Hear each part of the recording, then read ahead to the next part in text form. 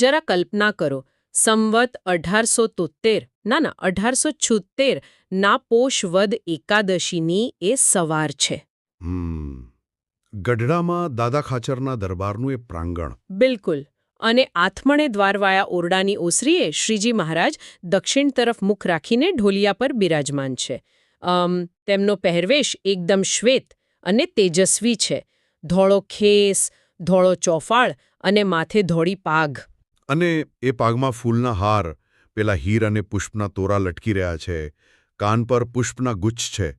આખું દ્રશ્ય એકદમ શાંત અને દિવ્ય છે, ખરું ને? હા, અને સભામાં મુનિઓ વાજિંત્ર સાથે મધુર કીર્તન પણ ગાઈ રહ્યા છે. વાતાવરણમાં માત્ર ભક્તિ અને શ્રદ્ધાનો પ્રવાહ વહી રહ્યો છે. પણ અચાનક જ કંઈક અણધાર્યું બને છે. રાઈટ. શ્રીજી મહારાજ હાથ ઊંચો કરીને કીર્તન બંધ કરાવે છે અને કહે છે કે કીર્તન રાખીને પ્રશ્નોત્તર કરો. જુઓ, આ કોઈ સામાન્ય સૂચના નથી.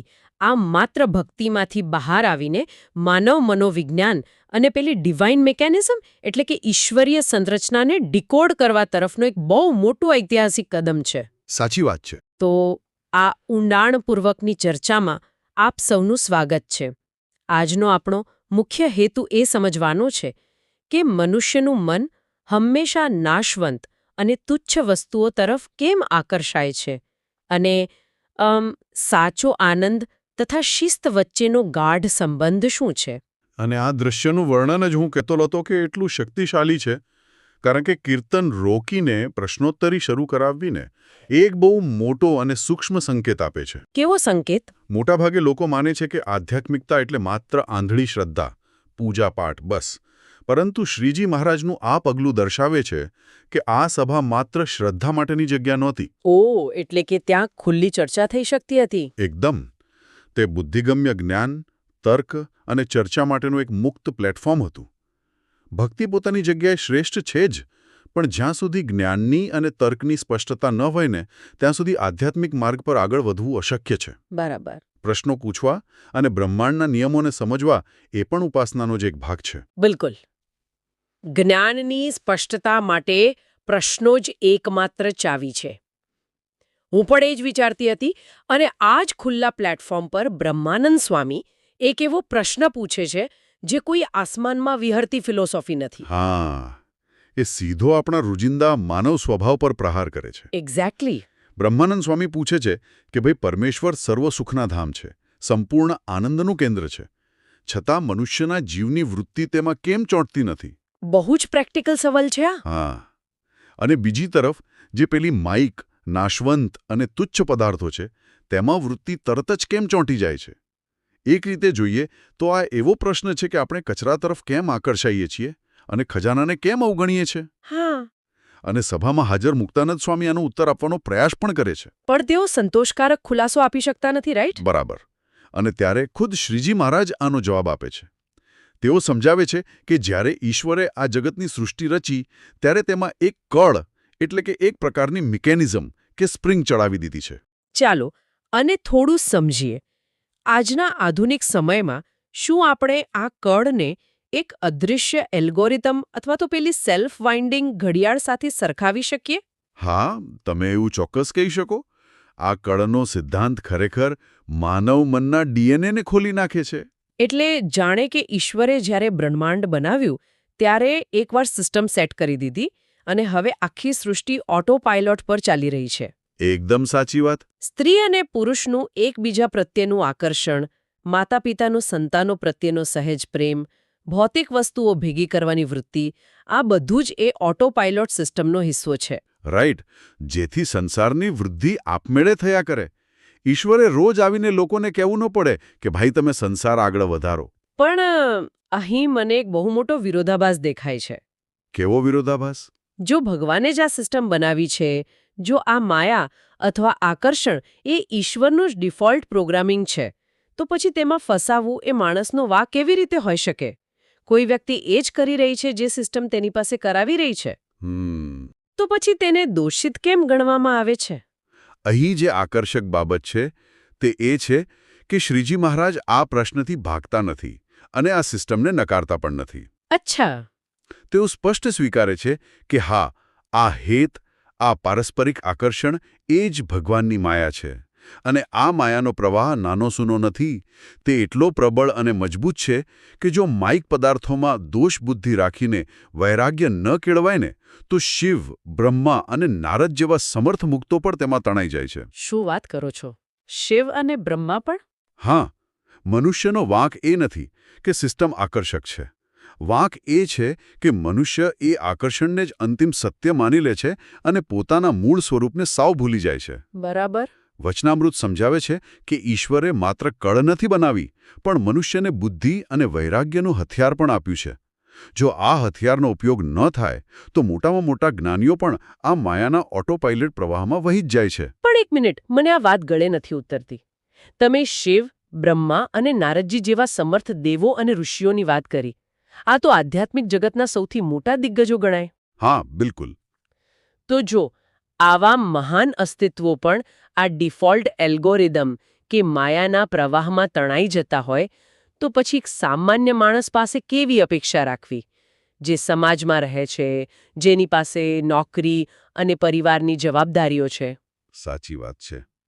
તેની પાસે એવી અપેક્ષા રાખવી કેટલી વાજબી છે કે તે માત્ર વૈરાગ્યના બળે આમાંથી બચી જશે?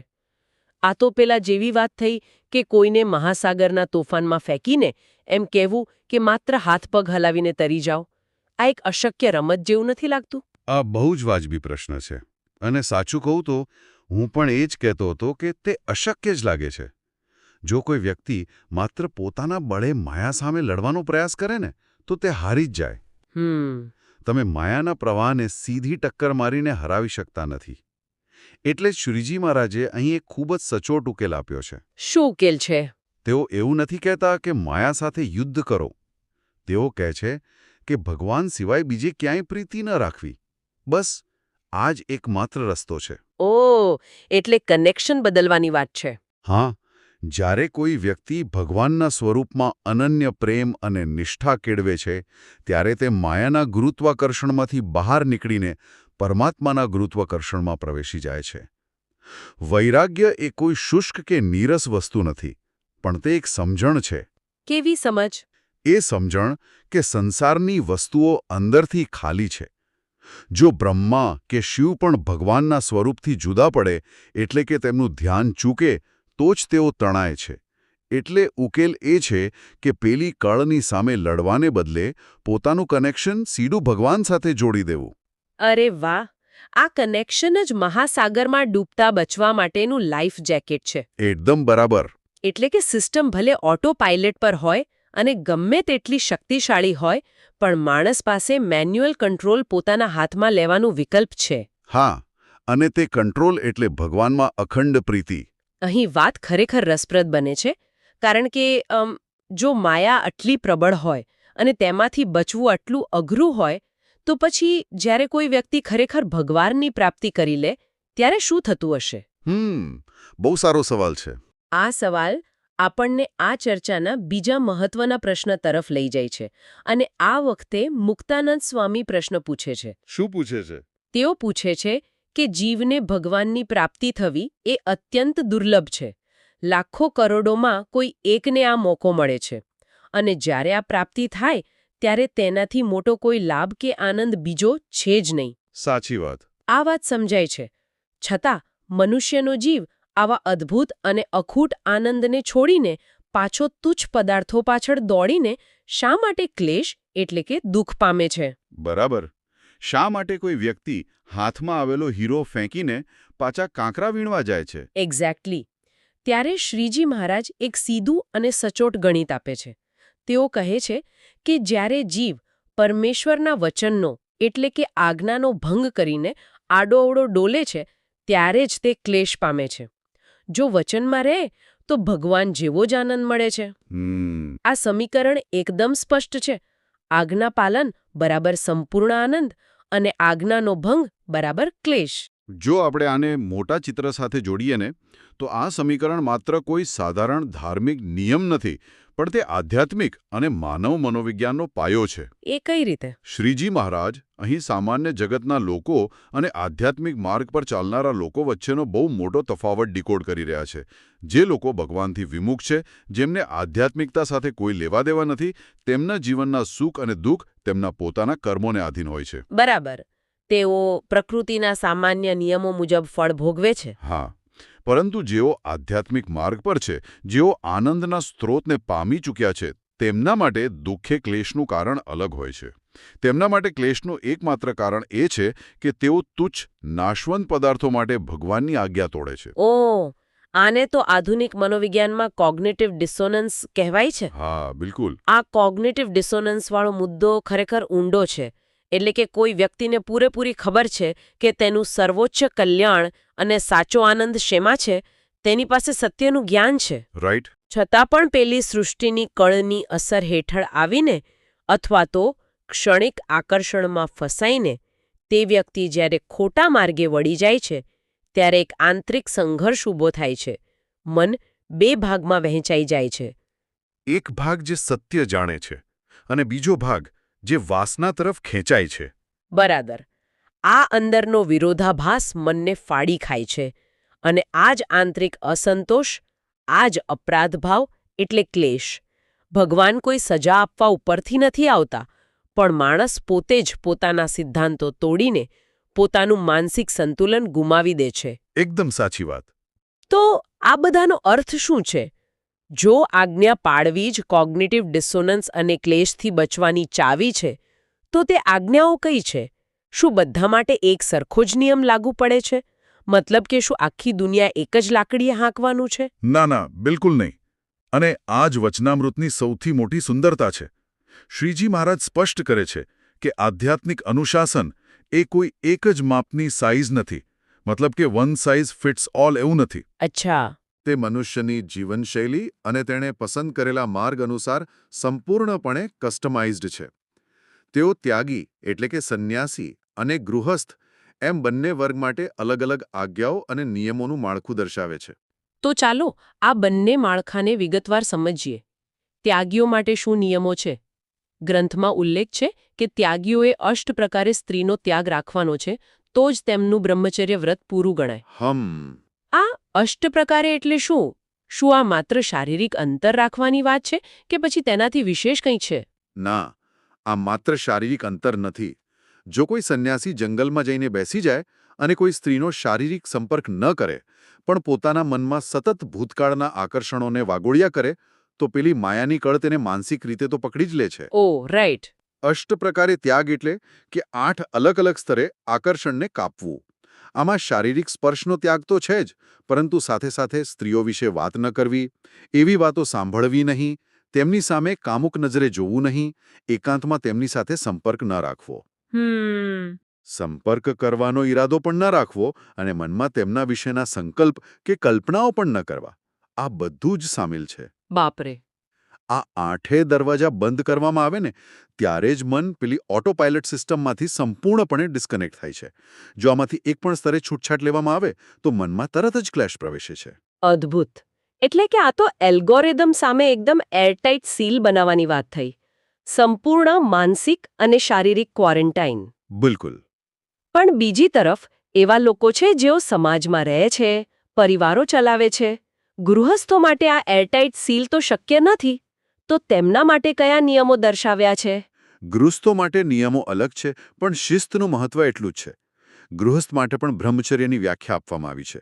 તેમના માટે પોતાની પત્ની સિવાય અન્ય તમામ સ્ત્રીઓ એટલે કે પરસ્ત્રીનો સંપૂર્ણ ત્યાગ હોવો જોઈએ. બરાબર.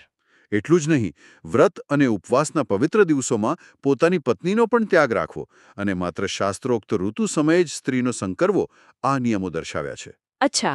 આ દર્શાવે છે કે ગૃહસ્થ જીવનમાં પણ આકર્ષણને કાબૂમાં રાખવા માટે એક સ્પષ્ટ ગણતરી અને મર્યાદાઓ ગોઠવવામાં આવી છે. બંને વર્ગ માટે નિયમો પોતાના સ્થાને અડગ છે અને જે વ્યક્તિ પોતાના વર્ગના નિયમમાંથી જેટલો ફેર પાડે તેટલો જ તેને ક્લેશ થાય છે. આ આખી વ્યવસ્થાને જો હું એક આધુનિક સ્પોર્ટ્સ એનાલોજી દ્વારા સમજાવવાનો પ્રયત્ન કરું ને, તો આ જાણે એક ઓલિમ્પિક એથ્લીટ અને કેઝ્યુઅલ જીમ ગોઅરના ડાયટ અને ટ્રેનિંગ પ્લાન જેવું છે. અરે વાહ, બહુ સરસ સરખામણી છે. ઓલિમ્પિક એથ્લીટ જેની સરખામણી આપણે ત્યાગી સાથે કરી શકીએ તેનું શિસ્ત અત્યંત કડક હોય છે. તેને પેલા અષ્ટ પ્રકારે ત્યાગની જેમ પોતાના આહારની એક માઇક્રો કેલરી ગણવી પડે છે, ઊંઘનો એક કલાક માપવો પડે છે. સાચી વાત છે. તેના ટ્રેનિંગમાં સહેજ પણ ચૂક થાય તો તે ગોલ્ડ મેડલ ગુમાવે છે. બીજી તરફ પેલો કેઝ્યુઅલ જીમ ગોઅર છે, જેની સરખામણી આપણે ગૃહસ્થ સાથે કરી શકીએ. તેના માટે ફિટનેસના નિયમો હોય છે, પણ તે તેની સામાન્ય જીવનશૈલી સાથે જોડાયેલા હોય છે. હા, તે પ્રસંગોપાત થોડું સામાન્ય ભોજન લઈ શકે છે. બરાબર, પણ તેને પણ પાયાના નિયમો તો પાળવા જ પડે છે. જો ઓલિમ્પિક એથ્લીટ જંક ફૂડ ખાવા માંડે અથવા જીમ ગોઅર પોતાના બેઝિક ડાયટના નિયમો સંપૂર્ણપણે તોડી નાખે તો બંનેનું પરિણામ નુકસાન અને અસંતોષમાં એટલે કે ક્લેશમાં જ આવે છે. રાઈટ. બંને માટે નિયમો અલગ છે, પણ શિસ્ત અનિવાર્ય છે. આનાથી એક મહત્વપૂર્ણ પ્રશ્ન ઊભો થાય છે. આજના યુગમાં જ્યારે કોઈ આટલા કઠોર નિયમો વિશે સાંભળે છે, ત્યારે પહેલો વિચાર એ આવે છે કે શું આ નિયમો મનુષ્યને બાંધી રાખવા માટેની કોઈ સજા છે? ધર્મમાં આટલા બધા કઠોર બંધનો શા માટે? હા, ઘણા લોકોને એવું જ લાગે છે. પરંતુ વચનામૃતનો આ ગહન અભ્યાસ સમજાવે છે કે આ નિયમો કોઈ બંધન કે સજા નથી. આ નિયમો એક આધ્યાત્મિક ઇકોસિસ્ટમમાં સંતુલન જાળવવા અને માણસના આંતરિક આનંદને લાંબા સમય સુધી ટકાવી રાખવા માટેની બાઉન્ડ્રીઝ અથવા રક્ષણાત્મક વાળ છે. કલ્પના કરો કે કોઈ અત્યંત સુંદર બગીચો છે. જો તેની ફરતે મજબૂત વાડ ન હોય તો જંગલી પશુઓ આવીને તેને ખેદાન-મેદાન કરી નાખશે. એકદમ. તેવી જ રીતે મનુષ્યના મનમાં શાંતિ અને ભગવાનના આનંદનો બગીચો છે. જો નિયમોને વાડ ન હોય તો પેલી માયાની કળના જંગલી આકર્ષણો આવીને બધું જ નષ્ટ કરી દેશે. ત્યાગીઓ કે જેમણે સંપૂર્ણ રીતે ઈશ્વરને જ પોતાનું લક્ષ્ય બનાવ્યું છે, તેમની વાડ બહુ ઊંચી અને અભેદ્ય છે. અને ગૃહસ્થ કે જેઓ સમાજમાં રહીને આધ્યાત્મિકતા સાધવા માંગે છે, તેમની વાડ અલગ પ્રકારની છે. હા, પણ જો કોઈ પણ વ્યક્તિ આ વાડ ઓળંગવાનો પ્રયાસ કરે છે, એટલે કે આજ્ઞાનો લોપ કરે છે, તો તે સીધો જ માયાના ધસમસતા પ્રવાહમાં પડે છે. અને ત્યાં ફક્ત ક્લેશ, અસંતોષ અને દુઃખ જ છે. આનંદની પ્રાપ્તિ અને શિસ્ત આ બંને એક જ સિક્કાની બે બાજુઓ છે. આ ચર્ચા ખરેખર માનવ મનના મૂળભૂત ઓપરેટિંગ સિસ્ટમને ખુલ્લી પાડે છે. આપણે સૃષ્ટિની શરૂઆતમાં ભગવાને ગોઠવેલી માયાની પેલી કળથી વાત શરૂ કરી અને જોયું કે કેવી રીતે આ જગતની વૃદ્ધિ સહજ આકર્ષણ પર નિર્ભર છે. બરાબર. આપણે એ પણ સમજ્યા કે કોગ્નિટિવ ડિસોનન્સ કેવી રીતે ક્લેશ પેદા કરે છે અને અંતે ઓલિમ્પિક એથ્લીટ સમાન ત્યાગી અને ગૃહસ્થ માટેની તે રક્ષણાત્મક વાળનું મહત્વ સમજ્યા. બિલકુલ. અને જો ધ્યાનથી જોઈએ તો આ ઐતિહાસિક લખાણની પ્રાસંગિકતા ભૂતકાળ કરતાં આજે કદાચ સૌથી વધુ છે. નિઃશંકપણે. આજના આ માહિતીના ઓવરલોડ અને ડિજિટલ યુગમાં આપણા મનનું સતત તુચ્છ વસ્તુઓ તરફ ખેંચાવવું એ પેલી કળનો જ આધુનિક અને ડિજિટલ પુરાવો છે. સાચી વાત છે. એ આપણે રોજ અનુભવીએ છીએ. આજે આપણા હાથમાં રહેલા સ્માર્ટફોન, સોશિયલ મીડિયાના એલ્ગોરિધમ્સ, ઇન્ટરનેટ પરની અનંત સ્ક્રોલિંગ સ્ક્રીન અને ક્ષણિક આકર્ષણો આ બધું જ માયાના ઓટોપાયલોટ પ્રોગ્રામિંગનું નવું સ્વરૂપ છે. હા, અને આપણને સ્પષ્ટ ખબર છે કે ઇન્સ્ટાગ્રામ કે અન્ય પ્લેટફોર્મ પર 3 કલાક સુધી સતત સ્ક્રોલ કરવાથી કોઈ સાચો કે ઊંડો આનંદ મળવાનો નથી. બિલકુલ નથી મળવાનો. ઉલટું સમય વેડફાઈ ગયા પછી ખાલીપો જ લાગે છે. છતાં આપણું મન ત્યાં જ ચુંબકની જેમ ચોંટી જાય છે. આ બરાબર એ જ પ્રક્રિયા છે જેની ચર્ચા આપણે હમણાં કરી. આપણે પણ અજાણતા જ આપણા સમય અને શક્તિના મૂળભૂત નિયમો તોડીએ છીએ. રાઈટ. અને પછી જે ખાલીપો અને બેચેની અનુભવીએ છીએ તે પેલો ક્લેશ જ તો છે. આ જ બાબત આપણને અત્યંત ગહન સ્વનિરીક્ષણ કરવા તરફ પ્રેરે છે. જ્યારે પણ જીવનમાં કોઈ અકારણ આંતરિક દુઃખ કે અશાંતિ અનુભવાય ત્યારે બહાર કારણો શોધવાને બદલે અંદર જોવું જોઈએ અને પૂછવું જોઈએ કે કયો નિયમ, કઈ મર્યાદા આપણે પાર કરી છે. બહુ સરસ વાત કહી તમે. આ ઊંડાણપૂર્વકના વિશ્લેષણ પછી હવે જ્યારે આપણે આ સત્રના અંત તરફ જઈ રહ્યા છીએ ત્યારે હું એક એવો વિચાર મૂકીને જવા માંગુ છું જે કદાચ આખી ચર્ચાને એક નવા જ આયામ પર, એક અણધાર્યા સ્તર પર લઈ જશે. આના પર શાંતિથી વિચાર કરજો બધા. ચોક્કસ. કેવો વિચાર છે? જો ભગવાને જ આ સૃષ્ટિને સહજ આકર્ષણ અને માયાના ઓટોપાયલટ મોડ પર સેટ કરી છે, જો આ અફાટ બ્રહ્માંડનો ડિફોલ્ટ પ્રોગ્રામ જ ભૌતિક વસ્તુઓ અને નાશવંત સંબંધો તરફ ખેંચાવાનો છે, અને જો સાચો આધ્યાત્મિક આનંદ મેળવવા માટે આપણે આખી સિસ્ટમની વિરુદ્ધ જવું પડે છે, વેણની સામી છાતીએ તરવું પડે છે, તો શું તેનો અર્થ એવો નથી થતો કે સાચું જ્ઞાન અથવા મોક્ષ પ્રાપ્ત કરવો એ આ બ્રહ્માંડના ડિફોલ્ટ પ્રોગ્રામિંગ સામેનો સૌથી મોટો અને અંતિમ વિદ્રોહ છે, રિબેલિયન છે? અરે વાહ, આ તો બહુ ડીપ થોટ છે. શું એક સાચો ભક્ત, એક સંપૂર્ણ શિસ્તમાં રહેતો ત્યાગી કે નીતિમત્તામાં જીવતો ગૃહસ્થ એ માત્ર કોઈ નિયમો પાળતો શાંત અનુયાયી નથી, પરંતુ ખરેખર તો આ સમગ્ર માઇક મેટ્રિક્સનું સૌથી મોટો વિદ્રોહી છે.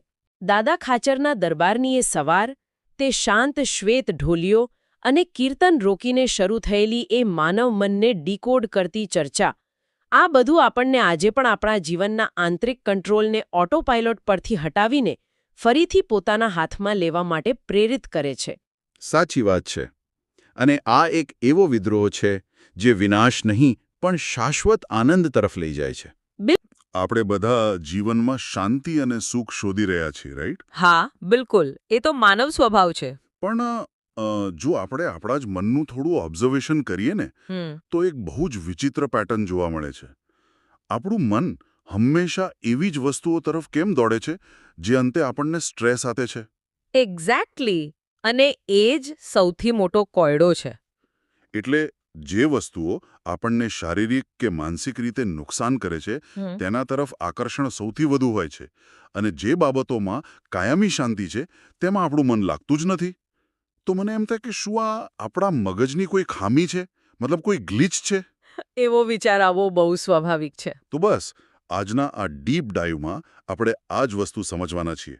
આપણે એક બહુ જ ઐતિહાસિક સંવાદને ડીકોડ કરવાના છીએ. એ છે વચનામૃત ગઢડા પ્રથમ 34.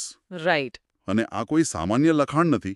આ 19મી સદીમાં થયેલી એક એવી માસ્ટર ક્લાસ ચર્ચા છે જે સાબિત કરે છે કે મનનું ભટકવું એ કોઈ ગ્લિચ નથી, પણ આ તો આખી સૃષ્ટિને ચલાવતું એક ઇનબિલ્ટ સોફ્ટવેર છે. આ ચર્ચા ખરેખર થઈ હતી. હા, ચોક્કસ. કારણ કે આ માત્ર કોઈ પુસ્તકમાં લખાયેલો લેખ તો છે જ નહીં. ના, જરાય નહીં. આ એક જીવંત સંવાદ છે. જુઓ, સમય છે સંવત 1876ના પોષ વદ એકાદશીનો દિવસ, અને જગ્યા છે ગઢડામાં આવેલો દાદા ખાચરનો દરબાર. ઓકે. આપણે કલ્પના કરવાની છે કે ત્યાં એક બહુ મોટી આધ્યાત્મિક સભા ભરાઈ છે. શ્રીજી મહારાજ અત્યંત દિવ્ય અને શાંત મુદ્રામાં બિરાજમાન છે. સભામાં મુનિઓ કીર્તન ગાઈ રહ્યા છે. અરે વાહ! એટલે એકદમ ભક્તિમય માહોલ હશે. હા, એકદમ શાંત અને સંગીતમય વાતાવરણ છે. પણ પછી અચાનક એક બહુ જ રસપ્રદ ઘટના બને છે. મહારાજ સ્વયં એ કીર્તન રોકાવી દે છે. શું વાત કરો છો? કીર્તન ચાલુ સભામાં રોકાવી દીધું? જી, સંગીત બંધ કરાવે છે અને એક ગંભીર જ્ઞાન ગોષ્ઠી, એટલે કે અત્યંત ઊંડી તત્વજ્ઞાનની ચર્ચા શરૂ કરાવે છે. આ જ વાત પર મારું ધ્યાન સૌથી પહેલા ગયું હતું. એટલે કોઈ મ્યુઝિકલ કોન્સર્ટ ચાલતી હોય અને અચાનક જ કોઈ તેને રોકીને ક્વોન્ટમ ફિઝિક્સ ભણાવવાનું શરૂ કરી દે. આ દ્રશ્ય બરાબર એના જેવું જ લાગે છે. એકદમ સાચી સરખામણી છે. મતલબ કે સંગીત અને ભક્તિ ભલે બહુ સારા છે, પણ હવે જે વાત થવા જઈ રહી છે તે એટલી અગત્યની અને તાકીદની છે કે તેના માટે બધું જ રોકી દેવું પડે. સાચી વાત. અને આ ચર્ચાની શરૂઆત થાય છે સદ્ગુરુ બ્રહ્માનંદ સ્વામીના એક પ્રશ્નથી. તેઓ એવો પ્રશ્ન પૂછે છે જે કદાચ પૃથ્વી પરના દરેક વિચારશીલ માણસને ક્યારેક ને ક્યારેક તો થયો જ હશે. હા, મને પણ ઘણીવાર એવો સવાલ થતો હોય છે. બ્રહ્માનંદ સ્વામી પૂછે છે કે ભાઈ, ભગવાન તો સર્વ સુખના સાગર છે, તો પણ આપણું મન તેમનામાં કેમ ચોંટતું નથી? અને આ નાશવંત તુચ્છ પદાર્થોમાં, એટલે કે જે દુનિયાવી વસ્તુઓ આજે છે અને કાલે નથી રહેવાની, તેમાં આપોઆપ કેમ ચોંટી જાય છે? આ સવાલની સચોટતા જ કમાલની છે. કારણ કે આ કોઈ માત્ર 19મી સદીનો જ પ્રશ્ન નથી. આજે પણ આપણી આ જ હાલત છે ને? બિલકુલ. આજના સમયમાં પણ આ એટલું જ રિલેવન્ટ છે. આપણે જાણીએ છીએ કે સોશિયલ મીડિયા પર કલાકો બગાડવાથી નુકસાન જ છે, છતાં આપણે બસ ફોન લઈને સ્ક્રોલ કર્યા જ કરીએ છીએ. હા, આપણે એમાંથી બહાર નથી આવી શકતા. આપણે જાણીએ છીએ કે સાચી શાંતિ અંદર છે, છતાં આપણે બહાર જ દુનિયાવી વસ્તુઓમાં તેને શોધીએ છીએ. તો આ મનની આ ડિઝાઇન પાછળનું વિજ્ઞાન શું છે? શ્રીજી મહારાજાનો શું ઉત્તર આપે છે? શ્રીજી મહારાજાનો જે ઉત્તર આપે છે ને, તે ખરેખર માનવ મનોવિજ્ઞાન અને સૃષ્ટિની મૂળભૂત ડિઝાઇનને ખુલ્લી પાડે છે. ઓકે. તેઓ સમજાવે છે કે આ કોઈ આપણી નબળાઈ નથી, પણ આ તો ખુદ સર્જનહારની એક વ્યવસ્થા છે. મહારાજ કહે છે કે ભગવાને જ્યારે આ સૃષ્ટિની રચના કરી ત્યારે તેમણે તેમાં એક કળ ચડાવી દીધી છે. 1 મિનિટ. કળ એટલે પેલી સ્પ્રિંગ. હા, કળ એટલે કે એક પ્રકારની સ્પ્રિંગ, અથવા એમ કહી શકાય કે એક ઓટોમેટિક મિકેનિઝમ. હા. આ કળ એવી રીતે ગોઠવવામાં આવી છે કે સંસારની વૃદ્ધિ આપમેળે થયા કરે, અચ્છા. કે જેથી તેમને આ સૃષ્ટિને આગળ વધારવા માટે રોજ કોઈ નવો ધક્કો મારવા ન આવવું પડે. અને આ વ્યવસ્થાને જ માયા કહેવામાં આવે છે. એટલે આનો અર્થ તો એ થયો કે આપણું મન જે દુનિયાવી સંબંધો કે વસ્તુઓમાં ફસાય છે તે કોઈ અકસ્માત નથી. ના, જરાય અકસ્માત નથી. આપણે જેને માયા કહીને હંમેશા નકારાત્મક દ્રષ્ટિથી જોઈએ છે તે ખરેખર તો એક ઓટો પાયલટ સિસ્ટમ છે. આ સાંભળીને મને આપણા સ્ત્રોતમાં આપેલું પેલું ઉદાહરણ યાદ આવે છે. કયું ઉદાહરણ? પેલું રમકડાવાળું. આ તો જાણે એવું છે કે સર્જનહારે એક રમકડામાં ચાવી ભરી દીધી છે. કોઈ ચાવીવાળું રમકડું હોય તેમાં આપણે પૂરી ચાવી ભરીને તેને જમીન પર મૂકી દઈએ તો તે પોતાની મેળે જ આગળ ચાલ્યા કરશે. બિલકુલ. પછી તેને ચલાવવા માટે પાછળ કોઈ માણસની કે ભગવાનની જરૂર નથી પડતી. રાઈટ.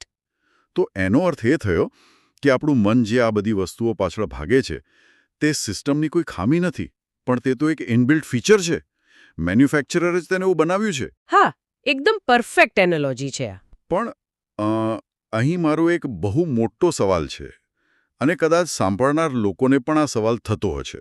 જી, બોલો ને. જો આ કળ અથવા સ્પ્રિંગ ખુદ ભગવાન જ ગોઠવી છે, તો પછી આપણે જ્યારે આ સંસારમાં કે આકર્ષણોમાં ફસાઈ જઈએ છીએ ત્યારે આપણને દોષ કેમ આપવામાં આવે છે? આ તો અન્યાય ન કહેવાય? હા, એવું લાગે ખરી. એટલે સિસ્ટમ બનાવી છે એમણે, અને પછી એમાં ફસાઈને હેરાન આપણે થઈએ છીએ. આવું કેમ? આ બહુ જ વ્યાજબી પ્રશ્ન છે, અને એટલે જ મહારાજ આમાંથી બહાર નીકળવાનો આગળનો રસ્તો પણ બતાવે છે. અચ્છા, રસ્તો પણ છે? હા, જુઓ, આ સિસ્ટમ કે આ સ્પ્રિંગ સૃષ્ટિને ચલાવવા માટે જરૂરી છે. જો આ આકર્ષણ જ ન હોત તો દુનિયા ક્યારની ખતમ થઈ ગઈ હોત, રાઈટ? હા, સાચી વાત છે. પ્રોક્રિએશન જ ના થત. બરાબર. પણ જો કોઈ વ્યક્તિને આ ઓટોમેટિક જન્મ, મરણ અને દુઃખની સાયકલમાં ન ફસાવવું હોય, જો તેને કાયમી શાંતિ જોઈતી હોય, તો તેના માટે આ સિસ્ટમમાંથી બહાર નીકળવું પડે. અને આ સિસ્ટમમાંથી બહાર આવવાનો એક ચોક્કસ માર્ગ છે. તો શું આ સિસ્ટમને હેક કરવાનો કોઈ રસ્તો છે? કારણ કે જો સ્પ્રિંગ આટલી પાવરફુલ હોય તો સામાન્ય માણસ તો એની સામે ટકી જ ન શકે. હા, રસ્તો છે ને. શ્રીજી મહારાજ આ માયાના પ્રવાહમાંથી બચવા માટે 2 અત્યંત શક્તિશાળી શસ્ત્રો બતાવે છે. ઓકે, કયા કયા? પહેલું શસ્ત્ર છે દોષ બુદ્ધિ. દોષ બુદ્ધિ? હા, દોષ બુદ્ધિ એટલે માયિક પદાર્થોમાં, એટલે કે આ દુનિયાની જે વસ્તુઓ આપણને આકર્ષક લાગે છે તેમાં રહેલા નાશવંતપણા અને દુઃખરૂપપણાને સતત જોતા રહેવું. અને બીજું શસ્ત્ર છે વૈરાગ્ય સાથે ભગવત પ્રેમ. એટલે કે આ દુનિયાની વસ્તુઓમાંથી વૈરાગ્ય કેળવીને એવી દૃઢ સમજણ રાખવી કે ભાઈ સાચું અને કાયમી સુખ માત્ર ભગવાનમાં જ છે, બીજે ક્યાંય નથી. ઉભા રહો, થોડું ધીમે જઈએ. આ દોષ બુદ્ધિવાળો કોન્સેપ્ટ મને થોડો ખટકે છે. કેમ? શું વાંધો લાગ્યો? એટલે શું આ બહુ પેસિમિસ્ટિક, બહુ નકારાત્મક વલણ ના કહેવાય? જો કોઈ વ્યક્તિ દુનિયાની દરેક સુંદર વસ્તુમાં, દરેક સંબંધમાં માત્ર દોષ જ શોધ્યા કરે તો તે ડિપ્રેસ નહીં થઈ જાય? એવું લાગે, પણ એવું છે નહીં. શું મહારાજ આપણને જીવનનો આનંદ લેવાની ના પાડે છે અને બસ બધે નકારાત્મક જ વિચારવાનું કહે છે? ના ના, આને જરાય પેસિમિઝમ કે નકારાત્મકતા ન કહી શકાય. હું સમજાવું. દોષ બુદ્ધિનો અર્થ દરેક વસ્તુને ધિક્કારવી એવો નથી થતો, પણ વસ્તુઓ જેવી છે તેને બરાબર એ જ સ્વરૂપમાં જોવી એવો થાય છે. અચ્છા, એટલે એક રિયાલિટી ચેક? એક્ઝેક્ટલી. આ એક રિયાલિટી ચેક છે. ચાલો આપણે પેલા રમકડાના ઉદાહરણ પર પાછા જઈએ. માની લો કે એક રમકડું બહારથી ખૂબ જ આકર્ષક, રંગબેરંગી અને ચમકદાર છે. કોઈ બાળક તેને પકડવા દોડે છે. પણ જો તમને ખબર હોય કે એ રમકડાની અંદર ઝેર છે અથવા તેની કિનારીઓ એટલી ધારદાર છે કે તે પકડતા જ હાથમાંથી લોહી કાઢી નાખશે, તો શું તમે તેને હાથ લગાડશો? ના, બિલકુલ નહીં. હું તો દૂર જ રહું. બસ આ સમજણનું નામ જ દોષ બુદ્ધિ.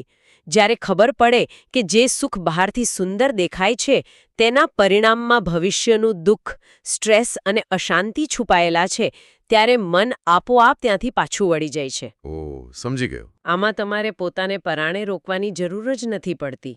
અને આ સમજ કેટલી જરૂરી છે તે માટે મહારાજ એક બહુ જ ગંભીર ચેતવણી પણ આપે છે. કેવી ચેતવણી? તેઓ કહે છે કે જો આ સમજમાં સહેજ પણ ચૂક થાય ને, જો એક ક્ષણ માટે પણ એવો માની લેવાય કે આ માયિક પદાર્થોમાં સુખ છે, તો શિવ, બ્રહ્મા કે નારદજી જેવા અત્યંત સમર્થ મુક્તો અને દેવો પણ માયાના આ પ્રવાહમાં તણાઈ જાય છે. ઓ બાપરે, આ ખરેખર આંખ ઉઘાડનારી વાત છે. એટલે જ્યારે આપણે પૌરાણિક કથા વાંચીએ છીએ ત્યારે જોઈએ છીએ કે જેઓ આખું બ્રહ્માંડ ચલાવે છે, જેમનામાં અપાર શક્તિઓ છે, તેઓ પણ અમુક સમયે આ માયાની સ્પ્રિંગ સામે હરી ગયા હતા. હા, સાચી વાત છે. તો પછી એક સામાન્ય મનુષ્યની તો શું વિસાત? આ વાત એક બહુ મોટો ભ્રમ તોડે છે. આપણે હંમેશા એવું માનીએ છીએ કે આપણે આપણા વિલ પાવરથી, આપણી ઈચ્છાશક્તિથી ખરાબ આદતો કે આકર્ષણો પર કાબૂ મેળવી શકીશું. હા, મોટાભાગના લોકો એવું જ માનતા હોય છે. પણ વિલ પાવર તો એક લિમિટેડ બેટરી જેવો છે. તે ગમે ત્યારે ખતમ થઈ શકે. એ જ છે. વિલ પાવર એ તમારી અને તમારી અંદર રહેલા આકર્ષણ વચ્ચેનું એક સતત ચાલતું યુદ્ધ છે. પણ દોષબુદ્ધિ એ યુદ્ધને જ ખતમ કરી નાખે છે. બિલકુલ. જ્યારે કોઈને ખાતરી જ હોય કે સામે રહેલા ગ્લાસમાં ઝેર છે, ત્યારે તેને ન પીવા માટે કોઈ વિલ પાવરની જરૂર પડતી જ નથી. તેની સમજણ જ તેને રોકી લે છે. આ ખરેખર એક બહુ પાવરફુલ કોન્સેપ્ટ છે. બરાબર. અને એટલે જ મહારાજ કહે છે કે આ ઓટોમેટિક સિસ્ટમમાંથી બહાર આવવાનો એકમાત્ર રસ્તો આ સાચી સમજણ જ છે. ઠીક છે. ચાલો આપણે એક હાઇપોથેટિકલ સિચ્યુએશન લઈએ. માની લઈએ કે કોઈ વ્યક્તિએ આ બધું જ બરાબર સમજી લીધું. તેણે પોતાનામાં દોષબુદ્ધિ કેળવી લીધી, સ્પ્રિંગના મિકેનિઝમને હેક પણ કરી લીધું અને સાચા સુખનો સ્ત્રોત જે ભગવાન છે તેમને પણ પામી લીધા. ઓકે. તો હવે તો વાર્તા પૂરી થઈ જવી જોઈએ ને? હવે તો તે વ્યક્તિએ કાયમ માટે સુખી અને શાંત થઈ જવું જોઈએ. હા, એવું લાગવું જોઈએ. પણ વાસ્તવિકતામાં એવું થતું નથી. આપણે જોઈએ છીએ કે જે લોકો આધ્યાત્મિક માર્ગે છે તેઓ પણ વ્યવહારમાં ફ્રસ્ટ્રેટ થઈ જાય છે, દુઃખી થાય છે. તો શા માટે? જો સર્વોચ્ચ વસ્તુ મળી ગઈ છે તો પછી પ્રોબ્લેમ ક્યાં છે? અને આ જ પ્રશ્ન બરાબર એ જ સમયે સભામાં મુક્તાનંદ સ્વામી ઉઠાવે છે. મુક્તાનંદ સ્વામીનો આ પ્રશ્ન ખરેખર આપણા બધાના રોજના અનુભવનો પડઘો પાડે છે. અચ્છા, એમને પણ આ જ પૂછ્યું? હા, તેઓ પૂછે છે કે ભગવાનની પ્રાપ્તિ થવી એ તો સૌથી મોટી વાત છે અને તેમાં સૌથી મોટો આનંદ છે. તો પછી આવો મોટો આનંદ મળ્યા પછી પણ જીવ તુચ્છ પદાર્થો માટે ક્લેશ એટલે કે દુઃખ કેમ પામે છે? આ તો સીધો આપણા પર જ પ્રહાર છે. હા, બિલકુલ. એટલે મંદિરમાં બેઠા હોઈએ ત્યારે એકદમ શાંતિ લાગે, પણ બહાર આવીને ટ્રાફિકમાં કોઈ આપણી ગાડીની આગળ આવી જાય તો તરત આપણો પારો 7મા આસમાને પહોંચી જાય છે. બરાબર છે. સૌથી મોટું સુખ મળ્યું હોવા છતાં આપણે નાની નાની વાતોમાં દુઃખી થઈએ છીએ. તો આનો જવાબ મહારાજ શું આપે છે? શું ભગવાન આપણને કોઈ સજા કરે છે? ના ના, ભગવાન કોઈને સજા નથી કરતા. મહારાજનો ઉત્તર એકદમ સ્પષ્ટ અને કોઈ પણ જાતના ઢાકપિછોડા વગરનો છે. ઓકે. શું કહે છે તેઓ? તેઓ કહે છે કે પરમેશ્વરના વચનને મૂકીને જ્યારે જીવ આડો અવળો ડોલે છે ત્યારે ક્લેશને પામે છે. બસ આ જ એકમાત્ર કારણ છે. એટલે કે આજ્ઞાનું ઉલ્લંઘન, રૂલ્સ તોડવા. હા, એક્ઝેક્ટલી. મહારાજ અહીં આજ્ઞાપાલનનું વિજ્ઞાન સમજાવે છે. જો તમે સાચા માર્ગે છો છતાં તમને અશાંતિ લાગે છે તો તેનો સ્પષ્ટ અર્થ એ જ છે કે તમે ક્યાંક ને ક્યાંક નિયમો તોડી રહ્યા છો. વાહ! આ પોઈન્ટને આપણે થોડો વધુ ડીકોડ કરીએ. મહારાજ અહીં એમ નથી કહેતા કે કોઈ બાહ્ય પરિબળને કારણે આપણે દુઃખી છીએ. ના, જરાય નહીં. કોઈ એમ ન કહી શકે કે મારો સમય ખરાબ ચાલી રહ્યો છે અથવા પેલા માણસને કારણે હું દુઃખી છું. મહારાજ સીધી જવાબદારી વ્યક્તિના પોતાના પર જ નાખે છે. બિલકુલ. આમાં બીજો કોઈ દોષિત છે જ નહીં. આ તો કેવું થયું કે મેન્યુફેક્ચરરે તમને પેલું રમકડું આપ્યું અને સાથે તેને સાચવવાની એક ગાઈડલાઈન, એક મેન્યુઅલ પણ આપ્યું. રાઈટ. હવે જો મેન્યુઅલમાં સ્પષ્ટ લખ્યું હોય કે આ રમકડાને પાણીથી દૂર રાખવું અને છતાં આપણે તેને પાણીમાં નાખીએ તો તે ખરાબ થવાનું જ છે. એમાં ન તો રમકડાનો વાંક છે ન તો મેન્યુફેક્ચરરનો. આપણે નિયમ તોડ્યો એટલે સિસ્ટમ ખોટવાઈ. એકદમ સચોટ ઉદાહરણ. અને અહીં સૌથી રસપ્રદ વાત એ છે કે આ નિયમો કે આજ્ઞાઓ કોઈ અંધશ્રદ્ધા કે જડ નિયમો નથી. ઓકે. શ્રીજી મહારાજે સમાજના દરેક વર્ગની સ્થિતિ, તેમની ભૂમિકા અને તેમની આસપાસના વાતાવરણને સમજીને આ નિયમોનું બહુ જ તાર્કિક વિભાજન કર્યું છે. એટલે બધા માટે એક સરખા નિયમો નથી. ના, સ્ત્રોતમાંથી આપણને સ્પષ્ટ જોવા મળે છે કે ત્યાગીઓ એટલે કે જે સાધુઓ છે તેમના માટે અલગ નિયમો છે અને જેઓ સંસારમાં રહે છે તેવા ગૃહસ્થો માટે અલગ નિયમો છે. આ ખરેખર બહુ પ્રેક્ટિકલ અપ્રોચ છે. કારણ કે એક સાધુ અને એક સંસારી માણસની લાઇફસ્ટાઇલ અને ચેલેન્જીસ સાવ અલગ હોય છે. તો આ નિયમોનું વિભાજન કઈ રીતે કરવામાં આવ્યું છે? જુઓ, ત્યાગીઓ જેમણે સંપૂર્ણપણે સંસારનો ત્યાગ કર્યો છે તેમના માટે મહારાજે એક બહુ જ કડક ફાયરવોલ બનાવી છે. ફાયરવોલ? અચ્છા. હા, તેમના માટે નિયમ છે કે અષ્ટ પ્રકારે સ્ત્રીનો ત્યાગ અને સંપૂર્ણ બ્રહ્મચર્યનું પાલન કરવું. માફ કરજો, પણ આ અષ્ટ પ્રકારે ત્યાગ એટલે શું? આટલો એક્સ્ટ્રીમ નિયમ કેમ રાખ્યો હશે? અષ્ટ પ્રકારે ત્યાગ એટલે માત્ર શારીરિક રીતે દૂર રહેવું એવું નહીં, પણ વિચારોમાં, વાતોમાં, કલ્પનામાં કે જોવામાં પણ એ આકર્ષણથી સંપૂર્ણપણે દૂર રહેવું. બાપરે, આ તો બહુ કડક કહેવાય. હા, પણ શા માટે? કારણ કે આપણે પહેલા જે સ્પ્રિંગની વાત કરીને તે એટલી સેન્સિટિવ છે કે જો એક નાનોકડો વિચાર પણ આવે તો તે સ્પ્રિંગ ફરીથી ખેંચાવા લાગે છે. રાઈટ. ઓટો પાયલટ ચાલુ થઈ જાય. સાધુનો માર્ગ સીધો ભગવાન સાથે જોડાવાનો છે અને જો એમાં સહેજ પણ દુનિયાવી આકર્ષણ ભળે તો તેમની આખી સાધના ખોરવાઈ જાય. એટલે તેમના માટે આ એક એક્સ્ટ્રીમ ફાયરવોલ જરૂરી છે. હવે સમજાયું. આ કોઈ ભેદભાવ નથી, પણ તેમના ઉદ્દેશ્યને સુરક્ષિત રાખવાનું એક કવચ છે. તો પછી જેઓ સમાજમાં રહીને પોતાનું જીવન જીવે છે તેવા ગૃહસ્થો માટે શું નિયમો છે? ગૃહસ્થો માટે નિયમો તેમની સામાજિક ભૂમિકાને ધ્યાનમાં રાખીને બનાવ્યા છે. તેમના માટે નિયમ છે કે પર સ્ત્રીનો ત્યાગ કરવો, વ્રત અને ઉપવાસના પવિત્ર દિવસોએ બ્રહ્મચર્ય પાળવું અને ઋતુ સમયે જ સ્વપત્નીનો સંગ કરવો. એટલે કે સંસારમાં રહીને પણ ઇન્દ્રિયો પર એક મર્યાદા રાખવી, એમ જ ને? બિલકુલ. સંસાર ચલાવવાનો છે પણ મર્યાદામાં રહીને. એટલે મહારાજે દરેક માટે એક જ લાકડી નથી વાપરી. જેને જેવી જરૂરિયાત અને જેવી જવાબદારી તેવા નિયમો. અને બંને માટે સિદ્ધાંત એક જ છે કે આ બનાવેલા નિયમોના મેન્યુઅલનું જેટલું પાલન કરશો એટલા સુખી રહેશો. હા, બરાબર. વ્યક્તિ પોતાની ભૂમિકા પ્રમાણે આ મર્યાદાઓ અને આજ્ઞાઓમાં જેટલી ચૂક કરે છે, જેટલું એનું ઉલ્લંઘન કરે છે, તેટલો જ તે ક્લેશ અને અશાંતિ પામે છે. બહુ જ સરસ વાત કહી તમે. તો જો આપણે આખી ચર્ચાને, આખા ડીપ ડાઇવને એક ફ્રેમમાં મૂકીએ તો આ ઐતિહાસિક સંવાદ આપણને કયા મુખ્ય પાઠ ભણાવે છે? આપણે આમાંથી શું લઈને જઈ શકીએ? આજના આ સ્ત્રોતમાંથી આપણે 3 મુખ્ય સિદ્ધાંતો તારવી શકીએ છીએ. ઓકે. પહેલું એ કે સંસારનું આકર્ષણ એ કોઈ ખામી નથી, પણ સૃષ્ટિને ચલાવતી એક સ્વાભાવિક કળ અથવા સ્પ્રિંગ છે. તેમાં આપણું મન આપોઆપ ખેંચાશે જ, પણ આપણે સાવધાન રહીને તેમાં દોષ બુદ્ધિ રાખવાની છે. રાઈટ. બીજું એ કે સાચું અને કાયમી સુખ માત્ર અને માત્ર ભગવાનના સ્વરૂપમાં જ છે. દુન્યવી પદાર્થો ટૂંકા ગાળાનો આનંદ આપી શકે, પણ કાયમી શાંતિ નહીં. અને ત્રીજો સિદ્ધાંત, જે ખરેખર બહુ મોટી આંખો ગાળનારો છે. જી, ત્રીજો સિદ્ધાંત એ છે કે સુખ અને આનંદનો મુખ્ય આધાર આજ્ઞાપાલન છે. એકવાર સાચું જ્ઞાન પ્રાપ્ત થઈ ગયા પછી જીવનમાં જે પણ અશાંતિ કે દુઃખ આવે છે તે માત્ર ને માત્ર આપણા દ્વારા નિયમો કે આજ્ઞા તોડવાને કારણે જ આવે છે. વાહ! જો આપણે આ વાતને આપણા આજના રોજિંદા જીવન સાથે જોડીએ ને, તો મને લાગે છે કે આ સમજણ આપણને આપણી પોતાની જ માનસિક ડિઝાઇનને સમજવામાં બહુ મોટી મદદ કરે છે. હા, ચોક્કસ. એટલે જ્યારે આપણને ખબર પડે કે આપણું મન વારંવાર અમુક બાબતો તરફ કેમ આકર્ષાય છે, ત્યારે આપણે આપણી જાતને ધિક્કારવાને બદલે સભાન થઈ શકીએ છીએ. આપણને ખબર હોય છે કે આ એક ડિફોલ્ટ સ્પ્રિંગ છે અને મારે ધ્યાન રાખવાનું છે. એકદમ સાચી વાત. આપણે હતાશામાંથી બહાર આવી શકીએ છીએ. અને સૌથી મોટી વાત, જો આપણે બતાવેલી મર્યાદાઓ અને નિયમોમાં રહીએ, તો પછી ભલે આપણે આ ભૌતિક જગતમાં જીવતા હોઈએ, તો પણ ભગવાનના ધામ જેવો જ અખંડ આનંદ આપણે અહીં જ માણી શકીએ છીએ. ખરેખર, આ ચર્ચા આપણને આપણા પોતાના સુખ અને દુઃખની સંપૂર્ણ જવાબદારી લેતા શીખવે છે. બિલકુલ. અને આ સાથે હું એક અંતિમ વિચાર સાથે આ યાત્રાને વિરામ આપવા માંગીશ. આ વિચાર આજના સ્ત્રોતના મૂળ મેસેજને એક ડગલું આગળ લઈ જાય છે. જી, કહો. જુઓ, આપણે બધાએ હંમેશા નિયમો, મર્યાદાઓ અને આજ્ઞાઓને એક બંધન તરીકે જોયા છે. હા, એવું જ લાગે. આપણને હંમેશા એમ લાગે છે કે નિયમો આપણી સ્વતંત્રતા છીનવી લે છે, આપણને રોકે છે.